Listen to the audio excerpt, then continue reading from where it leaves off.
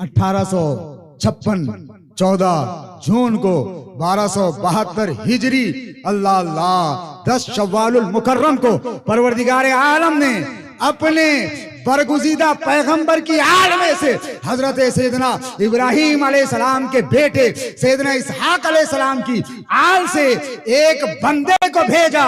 नकी अली खां के घराने में वो बंदा पैदा हुआ, दुनिया ने जिसे इमाम अहमद रजा खान फाजिल बरेली के नाम से सुभान अल्लाह, बेशक सुभान अल्लाह।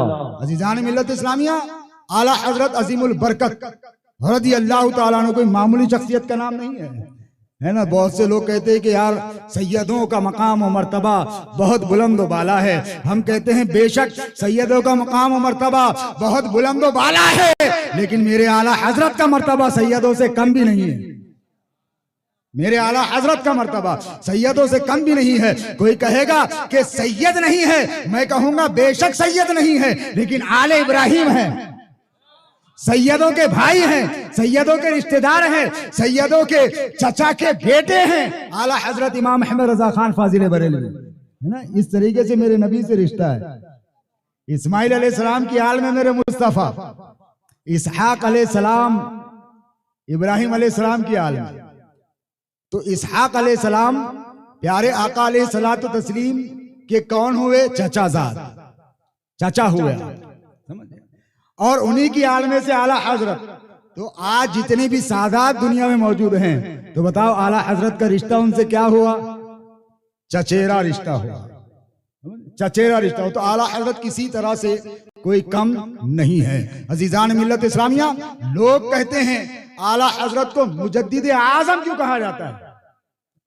मैं अपनी असल बात पे आऊंगा आला हजरत की शान बताकर, क्योंकि ये 10 शव्वाल का मौका है। अभी 2 दिन कबल जो है आला हजरत की विलादत का मौका गुजरा है, तो उस हवाले से तहदीस नेमत के लिए चंद जो है आला हजरत की बारगाह में खिराज अकीदत के तौर पर जुमले पेश करके आगे अपनी गुफ्तगू को बढ़ाऊं। अजीजान मिल्लत इस्लामिया, आला हजरत इमाम अहमद रजा खान फाजिल बरेलवी रज़ियल्लाहु ताला अन्हु ऐसे पुरफितन माहौल में पैदा हुए, अल्लाह अकबर, के गौसे पाक का दौर याद आ जाता है। गौसे पाक के दौर में जिन हालात का सामना मेरे गौसे पाक को करना पड़ा था, उन्हीं हालात का सामना सरकार आला हजरत अजीमुल बरकत को करना पड़ा है। हर दौर में मुजद्दिद पैदा हुआ है, लेकिन आला हजरत अजीमुल बरकत को मुजद्दिद आजम क्यों कहा जाता है? आला हजरत अजीमुल बरकत को मुजद्दिद आजम क्यों कहा जाता है?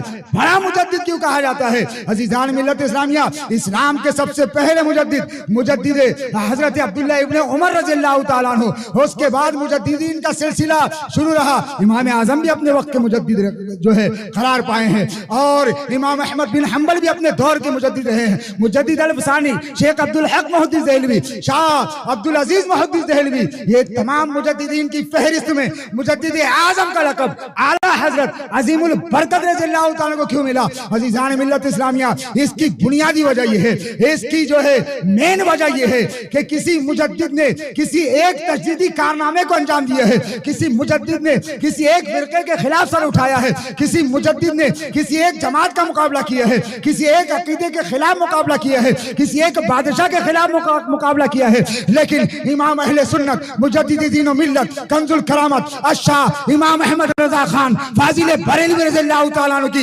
ज़ात बाबरकत वो है, 1 नहीं, 2 नहीं, 3 नहीं, 4 नहीं, 5 नहीं, 50 नहीं, बल्कि हजारों अकायदे बातिला के खिलाफ खड़ा रहा तन्हा मेरा मुजद्दिद इमाम अहले सुन्नत आला हजरत, जिसकी बिना पर औलिया कामिलीन ने अपने दौर में भी और गौसे पाक ने अपने कब्र अनवर से भी यही लक़ब से नवाजा। मुजद्दिद आजम है इमाम अहमद रजा। सुभान अल्लाह, नारे तकबीर, नारे रिसालत, मसलके मुजद्दिद आजम है इमाम अहमद रजा। इमाम अहमद रजा किसी एक आलिम का नाम नहीं है, इमाम अहमद रजा किसी एक मदरसे में पढ़ाने वाले मुदर्रिस का नाम नहीं है। अल्लाह अकबर, जहां इमाम अहमद रजा एक आलिम दीन है, इमाम अहमद रजा एक मुफस्सिर कुरान है, इमाम अहमद रजा अल्लाह अकबर जहां दीनी उलूम के माहिरीन है, इमाम अहमद रजा ने जहां दीन को, इस्लाम को, मजहब को उलमा दिए, फुसहा दिए, बलागा दिए, मुफस्सिरीन दिए, अल्लाह अकबर, वही इमाम अहमद रजा ने दुनिया کو خلا میں رہنے کا سلیقہ سکھایا ہے. امام احمد رضا نے دنیا کو اللہ اکبر کہکشاں دنیا میں کتنی ہی آسمانوں میں وہ طریقہ بتایا ہے. امام احمد رضا نے زمین کے حوالے سے جب ارشاد فرمایا تو زمین میں بہتا ہوا لاوا, زمین میں بہتے ہوئے پانی, زمین میں بہنے والی ان جو ہے چیزوں کے بارے میں ارشاد فرمایا, ان کی رفتار کے بارے میں ارشاد فرمایا. دنیا ناآشنا تھی کہ زمین کے نیچے کیا ہے, دنیا جانتی نہیں تھی کہ زمین کی تہ کتنی ہے, دنیا جانتی نہیں تھی کہ جو سیال پتلا مادہ زمین کے نیچے بہتا ہے وہ کیا ہے, اس کی شکل کیا ہے, اس کا رنگ کیا ہے, اس کی کیفیت کیا ہے, اس کی گرماہٹ کیسی ہے, اس کی رفتار کا عالم کیا ہے. اللہ اللہ دنیا کو بتایا میرے امام نے کہ زمین کی تہ 7 ہیں. سبحان اللہ. زمین کی تہ کے بارے میں فرمایا, اس تہ کی چوڑائی کے بارے میں فرمایا, اس کی سختی کے بارے میں فرمایا, اس نیچے والی تہ کی مٹی کا کلر کیسا ہے, اس مٹی کا مزہ کیا ہے. اللہ اکبر. میرے امام نے یہ تک ارشاد فرما دیا دنیا نے آج تک کوئی ایسا آلہ پیدا نہیں کیا ہے کہ جو آلہ یہ بتا سکے کہ اس تہ میں نمک کتنا ہے, اس تہ کی سختی کتنی ہے. میرے امام نے اپنے علم لدنی سے وہ ساری باتیں ارشاد فرما دی. آج آپ دیکھتے ہوں گے کہ دنیا میں یہ موبائل ہے, یہ ٹی وی وغیرہ چلتی ہے, امریکہ کے اندر کچھ ہو رہا ہے لائیو ہم دیکھ رہے ہیں. یہ کیسے ممکن ہوا؟ سائنٹسٹوں نے خلا کے اندر ایک جو ہے خلائی اسٹیشن بنا رکھا ہے.